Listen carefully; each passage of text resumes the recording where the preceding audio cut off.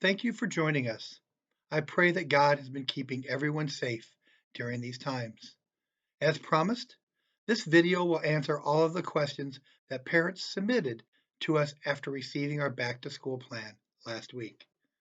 The questions are in no particular order, and where more than one parent asked a similar question, we've combined the answers. Hopefully, this will give you additional information on how we at Christ the King are going to make this year as safe and as fruitful as we possibly can. Now, let's get started with your questions.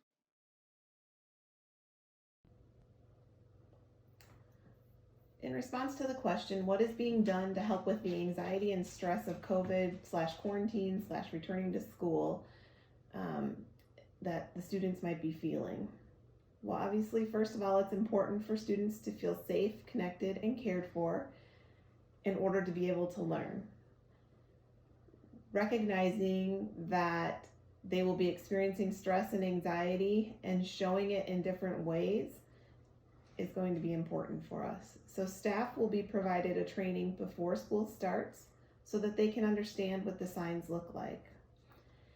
School-wide, we will be continuing to provide an adaptable social emotional learning program for pre-K through 8th grade.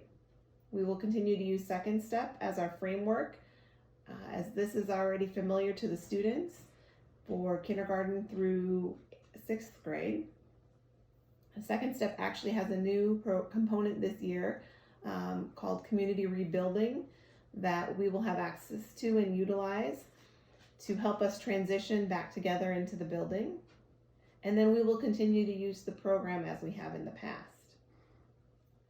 As a school counselor, I will continue to provide opportunities through connection through our virtual lunch bunch. I will continue to provide counseling sessions in person and virtually for those students who are staying at home. I will provide a virtual calm down center, which will be available to all students online. I will also be regularly checking in with teachers and staff to ensure that students are feeling safe, connected, and cared for at school, and help provide support as needed to those students. I'm looking at starting a student mentoring program for maybe students that could benefit from additional support throughout the school year. And then, of course, students will be participating in class meetings to help build community in their classrooms. The class meetings will continue to help them build empathy skills and respect for each other in the classroom. And then the final thing that we're going to be doing this year is we're going to be implementing a social emotional learning committee. And I would love to have some parent involvement. This is going to replace the Olveus Bullying Prevention Committee and be a much broader scope. So this committee will help us obviously looking at anti-bullying, but also the social emotional learning of students and staff, and will include exploring some options for our buddies and faith families this year. So if you are interested, please send me an email. Thank you. Will Christ the King School follow the St. Joe County Health Department's guidance for reopening? The St. Joe County Health Department has created a general document which provides schools with the guidance for reopening safely. While in communication with the County Health Department, we were told that the color-coded red, yellow, and green guidance tool was developed to help schools in their decision to open schools in person, hybrid, or virtually. Because our school is smaller than a comparable public school, and because our plan demonstrates the ability to keep our students in mass and social distances throughout the day, we can be more flexible than a comparable public school. If we decide on August 17th to begin the school year in the classroom, we will have first reviewed our school's opening plan and health department's directives with the head of the St. Joe County Health Department and make sure that they approve our plans for reopening. It is also worth noting, if we are able to start this year in the classroom, we can only stay in the classroom if all of our families cooperate. We'll continue to talk to the county health department and reevaluate our plan as the environment around us changes. The bottom line is, Christ the King wants your children in the classroom. And if you want your children in the classroom as well, the best way to keep them there is to be vigilant about performing daily health screenings at home, not sending your child to school if they are ill at all, and making safe decisions about you and your child do outside of school to minimize the chances of positive cases in our school community.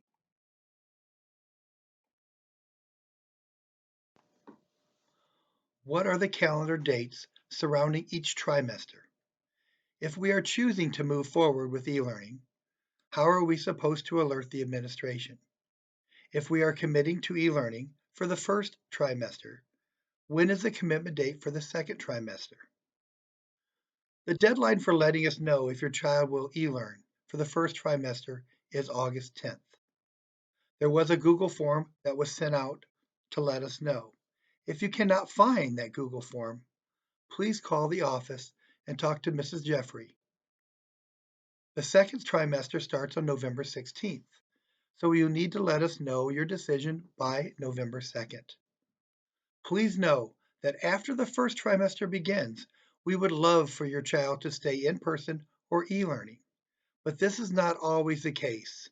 After the first trimester, if you decide that you need to change from in-person to e-learning or vice versa, you do have a 5 to 10 day grace period in which to do so. We had a question about making a decision between e-learning and in-person by August 10th. We had stated previously, and it is still the case, that when a family starts school on August 26th, they will have 5 to 10 days to change that decision. So somebody who begins with e-learning will have 5 to 10 days to switch to in-person, and those starting in person will have 5 to 10 days to choose to switch to e-learning. What are the plans if a teacher is diagnosed with COVID? I need to start this at the first stage. If a teacher goes and gets a COVID test, they will stay home and quarantine until the results are back, just like anyone else that would get COVID test. If then the teacher is positive for the COVID-19, the State Board of Health will then follow up with the contact tracing and will contact any person whom they deem to have been in close contact with the affected person. Contact tracers will be given instructions about whether the person needs to be tested and or quarantined. For those who have not been deemed to be close contact, families may use their discretion to determine if their child needs to be tested and or quarantined. Please note that the federal privacy laws prohibit us from releasing information that could identify the particular person tested positive. If in the classroom everyone is adhering to the social distancing and wearing the face mask, then everyone should be fine according to the health department. Before the teacher then can come back to school, they must be fever-free for 24 hours without the use of fever-reducing medicine, have been isolated for at least 10 days since their COVID test, and their symptoms have to have been improved. During the teacher's absence, we will have a sub in the classroom. If the teacher feels good enough to still teach from home, they may Zoom into the classroom and give their instruction.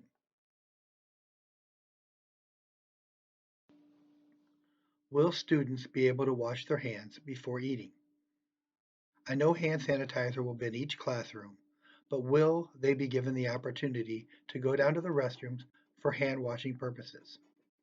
Yes, if a student would like to wash their hands instead of using sanitizer before lunch, they may. In the early childhood area, each classroom has a sink in the room in which the children can wash their hands. If anyone in grades 1 through 8 would like to wash their hands, they will be able to use the restrooms to do so, but they will need to ask the teacher before they leave the room.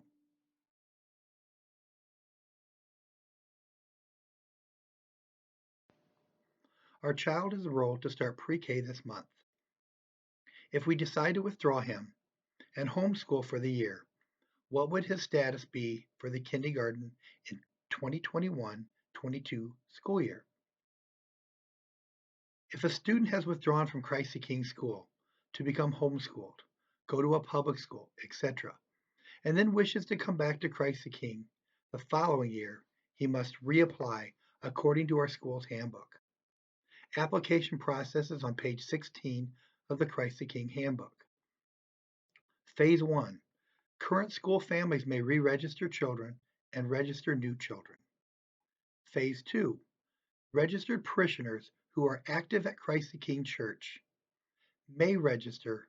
A family status as active parishioner is determined by pastor, and families must meet the following criteria in order to be considered active. Regular attendance at Sunday's Mass, as measured by the use of the parish envelopes. Participation in parish ministries, as evident by the submission of the time and talents form each year. Support the bishop's appeal and/or the capital campaign each year. Phase 3. Non-parishioners then may register during this ongoing period of open enrollment, during which applications are accepted on a first-come, first-served basis. Those who apply after a class has reached capacity are automatically placed on a waiting list. Phase 4 then becomes a lottery system. In the event that a class is full, a lottery process will be used to determine admission once Phase 3 has closed. Admissions on the waiting list will be grouped according to the following criteria. First, criteria, current families who did not register in Phase 1. 2, second priority, registered active parishioners who did not register in Phase 2. And third priority, all other applicants. Since middle schoolers will not be switching classes, will they be allowed to get up in between teachers entering and exiting the classroom for movement, a quick stretch, or anything to get them through to the next class?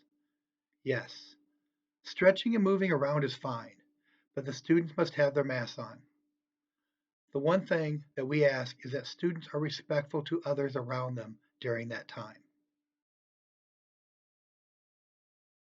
The next question, while the students are in their certain pods in the classroom, will they stay in the same pod during recess, PE, and bathroom breaks for possibly the need of contact tracing? Yes, that's correct. A student's homeroom will serve as their pod, and they will remain only with those students throughout the day, including recess, PE, and bathroom breaks. They won't mix with other groups of students until their carpool home. Our next question, what protections are in place for teachers and staff? What happens if a teacher tests positive? Will the class be expected to quarantine? Teachers will all be given face masks and any other personal protective equipment that they request. The classrooms are also set up so that the teachers are socially distanced from the students, and the teachers will be the only ones authorized to allow students to have breaks from their masks at times when they are positive that social distancing can be maintained. If a teacher tests positive, their class will not automatically be required to quarantine. Instead, contact tracers from the State Board of Health will contact them to determine if any students have had close contact with the teacher that would warrant a quarantine. The contact tracers would then contact that family directly with specific instructions. Per the latest regulations from the state, if 2 people in a classroom, including the teacher, test positive, then the entire class would be expected to quarantine. Our next question, can the classroom windows remain open? And if so, will those be opened while the weather permits it? No, we will need to leave the classroom windows closed. This is primarily for the security of our students, but it's also for the sake of our HVAC system. Here's the information our architect has sent me about the circulation of fresh air in the classrooms, both in the new building and the existing building. They tell us for the new building, there will be constant code-required outdoor air brought into the building via the rooftop units. Some of the returned room air will be relieved or pushed out from the unit, and some will be mixed with the fresh air and used to condition the spaces in an energy-efficient manner that also provides proper ventilation. As weather allows, the units will maximize the amount of fresh air brought in beyond what is required and up to 100% fresh air via their economizer mode controls. All rooftop units have air filters included as well. For the existing spaces surrounding the new addition, fresh air will be supplied directly to the rooms instead of being mixed at the mechanical units via dedicated outdoor units located on the roof. This ensures the spaces are properly ventilated with code-required outdoor air while maintaining the ability to keep the space comfortable. Our next question: would a hybrid schedule be considered at any point if numbers or specific grades begin to climb? The current directive from state officials requires that if 2 students in a classroom test positive at the same time, then the entire classroom must quarantine at home for 2 weeks. Therefore, that class would move to e-learning for the duration of the quarantine. The next question: how will families be updated with regards to if their children have been exposed? That determination is made by the contact tracers from the State Board of Health. So if a student or staff member tests positive, the contact tracers will investigate to see who has had close contact with the student. And the CDC defines close contact as being within 6 feet of the student for 15 minutes. They'll contact everyone whom they decide has had close contact. So if you don't hear from the contact tracers, then your child has been deemed to not have had close contact with the infected person. In addition to the communication from the contact tracers, though, the school administration will send out an email to the school community letting you know that there has been a positive case in the school. Right now, we're also being told that we can send a separate notification to students in that homeroom to let them know that the case was in their homeroom. But please note that we are not allowed to send any more detailed information than this due to federal patient privacy laws. We can't send any information to parents or the school community that could possibly identify an infected student. So parents will, after receiving the notification that there has been a case in the school, they will need to use their own judgment to monitor their own children for symptoms and determine when they should stay home. The next question: what about siblings? If one is exposed in a classroom, is the expectation that the siblings will also have to stay home? Okay, here's the current information that we're working with from public health authorities. If a member of the school community tests positive, contact tracers from the State Board of Health will determine who has had close contact with the infected person. They'll reach out to each person who's had close contact with specific instructions about whether they need to quarantine. Now, if the student tests positive, the siblings would all be required to quarantine. If the students have not received the results of their test, they would be expected to quarantine until they're confirmed negative, as well as being fever-free for 24 hours without fever-reducing medication and having their other symptoms improve. Their siblings would not automatically be required to quarantine.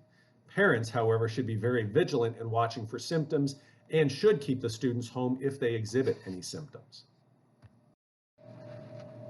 If a parent travels to a hot zone without the child, will the child be required to quarantine 14 days? Are you asking that be reported to the school? Yes, we are asking parents to report this to the school. If the parent travels to a hotspot and is not able to quarantine apart from the child upon returning, the child must self-quarantine for 14 days. The exception would be if the child's healthcare provider gives us written confirmation that they are released to come back to school. As strongly as we can, we encourage families to avoid unnecessary travel for themselves and their children. Hi, Christ the King. First of all, I just want to say thank you for your feedback. We appreciate it greatly as a task force, as it helps us maneuver through some of these plans and how we can better serve you as a school community. The first question I'm going to address is whether or not middle school will be given extra recess. In the past, they've only had recess during their lunchtime, and obviously with the more structured environment and less movement throughout the school day, some families are wondering if we will give the opportunity for more recess time for our middle school students. So currently, with our schedule, we are looking at trying to schedule at least 2 recesses for our middle school students. That would allow for approximately 15 minutes of break in the form of a recess. So we are working to get that included in our schedule. Should students keep gym shoes with them in a bag each day for times when students have gym inside? We can allow students to place their gym shoes in their lockers until they need to use them for gym class. We do ask that students have separate gym shoes than their outdoor footwear, simply because they tend to track in stuff from the playground, and we don't want the new gym floor scuffed. Is there a plan in place for King's Club or after school care? Will it follow the same plan as detailed here with students in specific pods? Are there more specifics about King's Club at this time? Will it be regularly available? How will they ensure social distancing and mask wearing? Will the pickup procedure be modified to prevent additional exposure? I was asked to create a task force for King's Club specifically to approach the functionality of King's Club under the guidelines of the CDC and the St. Joe Health Department. We just had our first meeting on Tuesday and have sent communication to families to better understand and gain a better picture of the number of families that plan to utilize King's Club this year. We then will use that information to begin the planning process. Many of the same measures will be in place for King's Club that are in place for the school day, such as mask wearing and social distancing. We will work to maintain pods from the school day to better track for contact tracing in the event of a positive COVID case in King's Club. There will be much more structure for King's Club this year. We are looking at a center-based approach to keep students in pods and to keep them socially distanced. We will also continue to communicate with our families as the information becomes more concrete and we have more to share in regards to the function of King's Club. Can I opt my child out of PE that includes a mask? I understand the need for the mask, but do not approve of them wearing it during physical exercise. Unfortunately, there is not an option to opt out of PE, and masks will be required to be worn at times, but that really is when social distancing cannot be followed.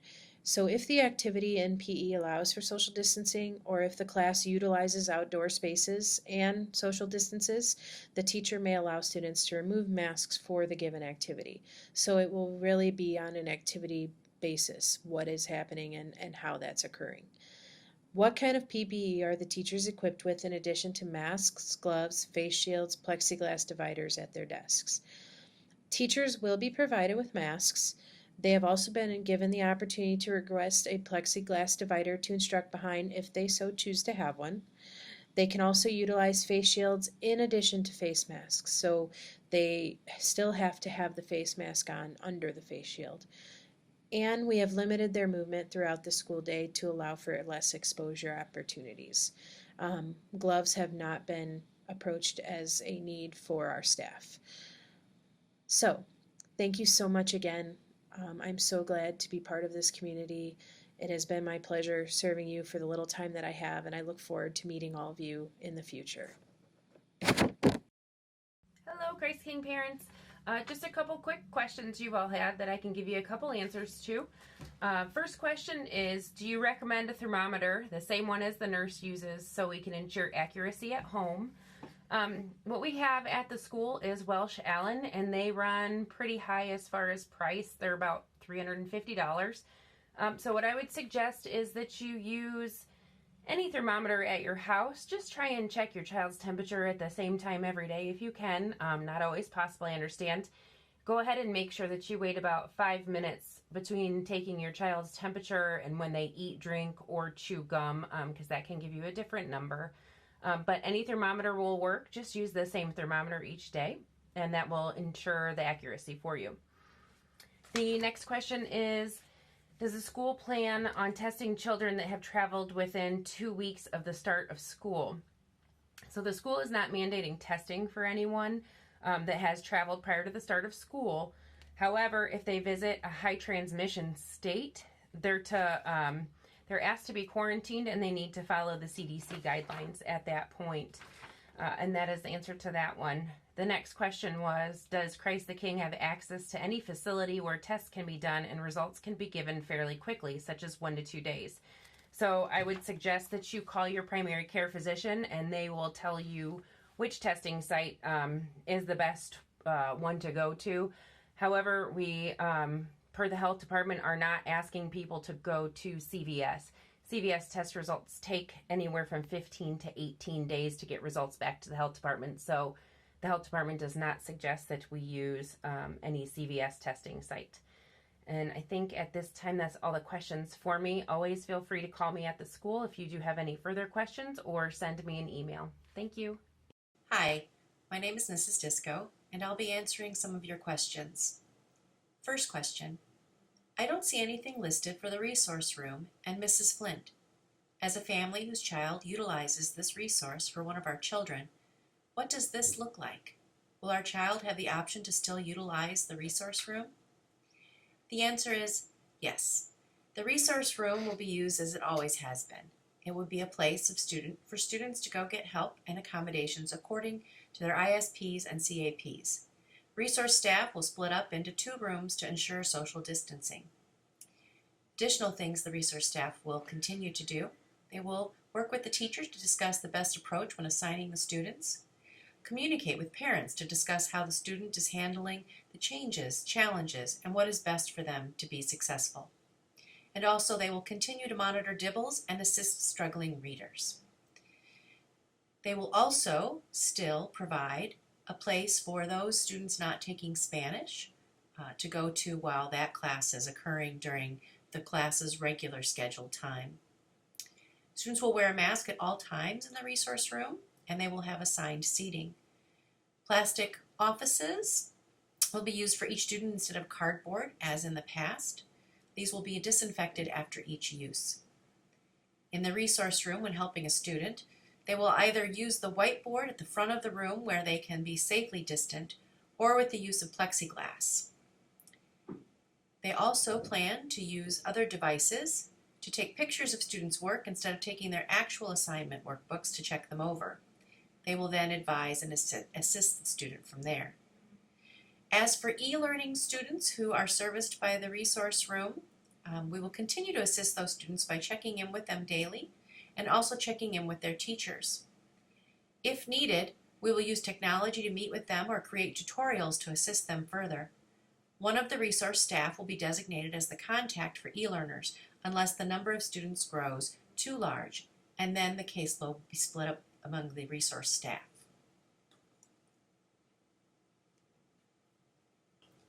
My next question is, will there be an opportunity for those students doing e-learning to meet their teacher in person? Will the e-learning include the weekly catechesis? And will the mass broadcast be available for those doing e-learning?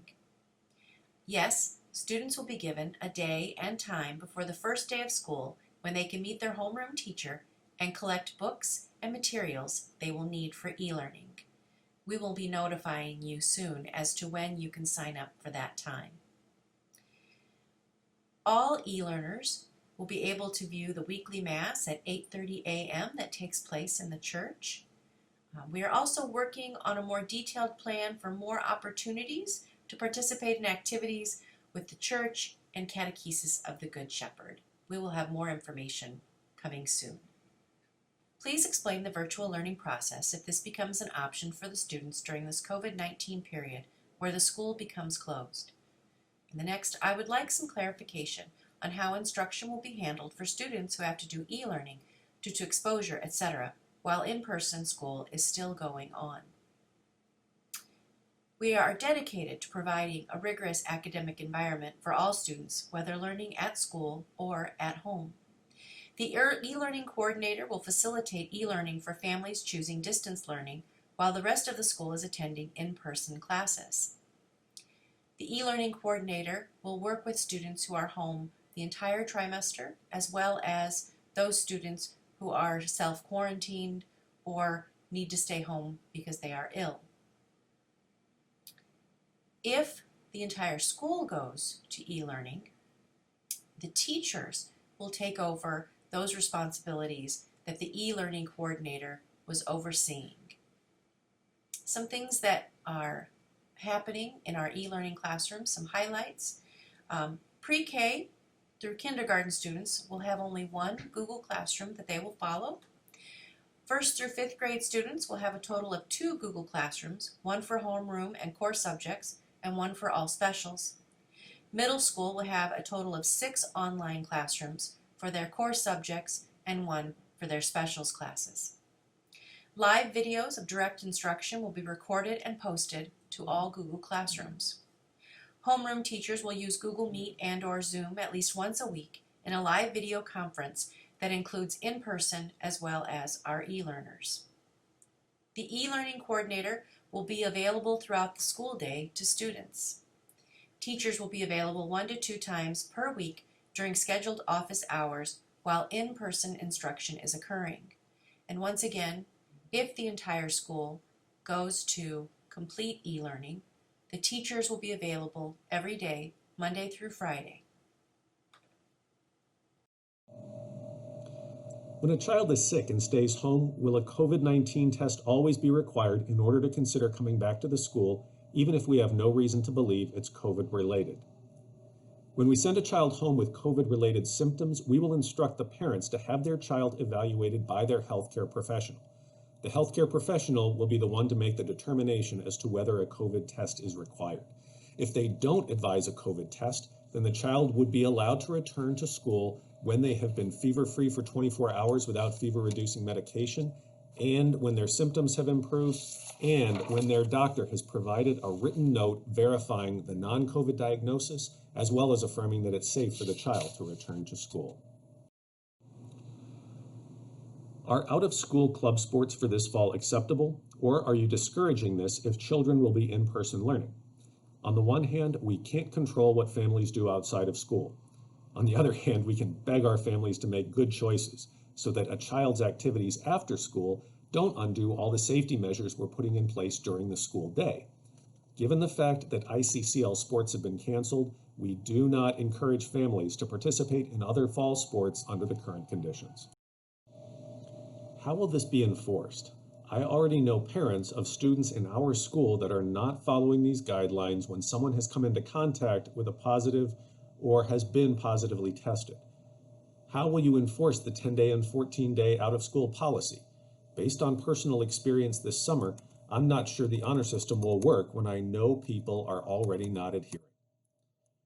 As long as we are aware of either a child's exposure or their positive test, we will track each student.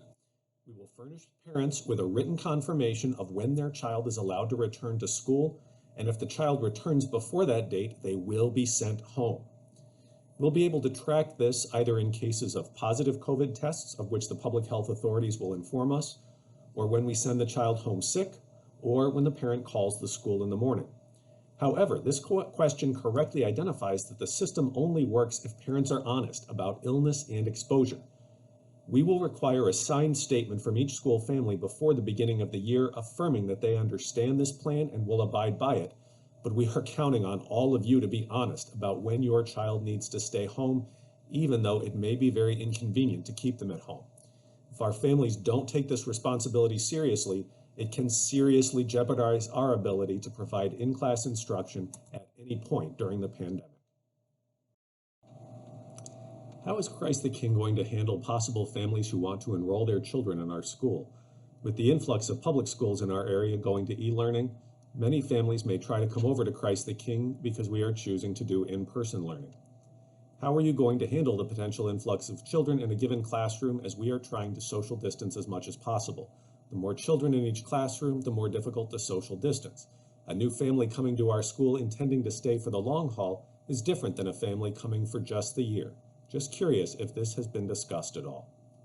So far, we haven't encountered this situation. If we receive these inquiries, we'll deal with them on a case-by-case basis, but our in-person instruction is limited by the number of desks we can socially distance and the number of plexiglass partitions we have in stock. Right now, I don't foresee this becoming a significant issue if Christ the King is in person while public schools are e-learning. Hello, Christ the King. The question that I will be responding to is, how will you enforce the use of masks with little ones, grade K? Will you alert parents if they can't mask up on their own? Will you communicate this to the entire class community? Will you have kids at individual desks partitioned with walls? So in regards to early childhood students and mask wearing, we are first asking our parents to work with those students on a regular basis with their masks to ensure that they are comfortable wearing those masks. We realize this is not a natural happening and it's something that has to be encouraged and practiced. So we feel like by practicing at home, it will become easier for those students to maneuver the use of the mask. It will also allow parents to figure out what masks work best for their students. And everyone here at Christ the King obviously will be supportive and work to help enforce the use of masks. We understand that younger students will struggle at times with the logistics of wearing masks, However, if it is a continuous issue, we will have to communicate that to parents as we see fit from our kindergarten and early childhood staff. All students are going to have their own desks with smaller class sizes, and they will be socially distanced with 6 feet in between each desk. Therefore, there will not be a need for that plexiglass partition. However, in the larger class sizes, there are a few that will have to have the plexiglass dividers, and we are going to provide those for our classrooms that are in need of that situation. But if they are socially distanced 6 feet apart and they are wearing masks, there is not a recommendation from the St. Joe Health Department or the CDC that says they need to have an additional plexiglass divider. Thank you. Hi, I'm Abby Doyle, and I'm the business manager at Christ the King. We received some questions in regards to our ventilation system and how some things are going to be cleaned at the school during COVID-19. So I wanted to go ahead and address those. The first questions entailed, when was the ventilation system last cleaned? We clean our ventilation system every summer. With COVID, we will be doing that more often. We plan on doing it 3 times a year, if not more, and that does depend on the new filters that we are getting. So I'll hit that up in just a second. Our ventilation system, when was it last inspected? It was inspected this summer. I actually have been working with our vendor very thoroughly. So everything has been inspected. Everything is going to be working and functioning properly with these new filters. And that leads to the next question, is what is the MERV rating on the ventilation system? So in the past, our MERV rating was a 4. We have upgraded that to an 8.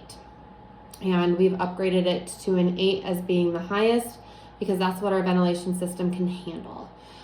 So with working with our vendor, we are very confident that that is a really good and safe MERV rating for our school. Moving on to some cleaning questions. How will playground equipment be effectively disinfected after every use multiple times per day?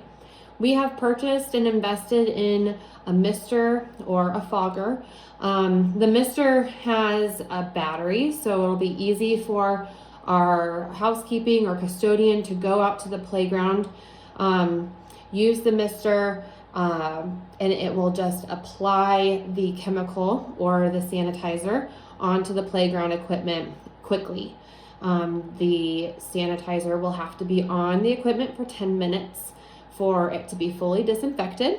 And I'm working with the school office to make sure that there is proper time in between each group or each class that goes out there and playing to make sure that everything is sanitized before the next group goes out. Another question is, how often will bathrooms be disinfected throughout the day? So we have hired a custodian specifically for the bathrooms throughout the day. I cannot tell you the exact number of times right now. I still am working with the school office in their schedule. So once their schedule is complete, I'll be able to know the number of times a day that those bathrooms will be disinfected. But again, we did hire a very specific person just for the cleaning of the bathrooms and making sure that those are safe for all the students and staff here. If there are situations where windows cannot be opened, has there been any consideration given to portable HEPA filters? As of right now, no, we have not gone into detail about that, especially with the addition still going on. Some of that does affect how which windows can be open and cannot be open. With working with our vendor for the ventilation system, I feel confident that everything will be COVID-19 safe. However, we are continually to speak with St. Joseph County Health Department to make sure that everything that we're doing is within their regulation, within CDC regulation, and obviously safe for students and staff. And then the last question was, can you describe any modifications or improvements to air ventilation systems? So that kind of goes back to the filters. Again, we were at a MERV 4 and we have increased that to a MERV 8. And in the past, we have changed out the filters every quarter. Just because of the thicker filter, we will have to change that out every month, but we will make sure, we'll be checking periodically to make sure that that doesn't even have to be done perhaps weekly. This is kind of a new area, but we have been equipped with all the knowledge from our vendor, multiple vendors, to make sure that we can keep up to regulation and code. Thank you. The question is, we are new to the school this year. I would like to know more of what e-learning will look like specifically for pre-K and first grade students prior to making the decision to either e-learn or for in-class instruction. Answer. First of all, welcome to Christ the King. Hopefully the e-learning parent information document that we released has already answered some of those questions for you. E-learning will have the same expectations as those students attending in-person instruction. The state has mandated instructional hours for students to be 5 to 6 hours per day. That means that students are expected to participate in instruction for that time, Monday through Friday. It does not necessarily mean that they will be on a device for that time. It includes working time. All teachers will post direct instruction videos and assignments to Google Classroom. Additionally, e-learning students will have the opportunity to participate in Google Meet or Zoom sessions with their class at least once a week. Our e-learning coordinator will be available during the school day to answer questions and assist students and families. And our teachers will hold office hours once to twice a week. The commitment to e-learn is by trimester, and you must inform the school at least 2 weeks prior to the end of the trimester of your intent. The next question covers a few questions that we had about pre-K. It appears pre-K is not an option for e-learning. So what would be the plan for these children if they are not able to attend class? Answer. E-learning is definitely available for our pre-K 4 program. It's available for all students pre-K 4 through 8th grade. Pre-K, however, was not included in the state mandated hours of instruction since the state views pre-K as optional. While we realize the benefits of in-person instruction, especially at a young age, our e-learning program offers those direct instruction videos, live Google Meet and Zoom sessions with their class, as well as academically rigorous activities. The following question covers a few that we had about our 3-year-old program. Can you speak specifically to the new 3s program, if there are any differences, adjustments, and protocol? What would virtual learning look like for them? Is there a possibility that the program start will be delayed? Will you prorate their tuition if the whole school moves to e-learning? We are so excited to be welcoming our 3-year-old program this year. For the safety of all students and staff, our 3s program has the same protocol as the rest of the school, with face masks, social distancing, and hand hygiene in place. At this time, virtual learning is not an option for our 3-year-old program. However, if we would have to transition to e-learning mid-year, we are exploring possibilities of offering something to our 3s program, since they've already developed that classroom culture and procedures would already be in place. At this time, we are not planning on delaying the start of the program. As far as tuition is concerned, we're still working on that as part of our plan, and we'll communicate that directly with those families in the coming weeks. Thank you so much for taking the time to watch this video and for all the thoughtful questions you've submitted. We hope you found this information helpful as you prepare your family for the upcoming school year. Stay tuned. We're going to continue to send more information to answer all of your questions and to make sure all of us are ready to make this the best possible year it can be. Thank you for your support of our school and our parish, and God bless you all.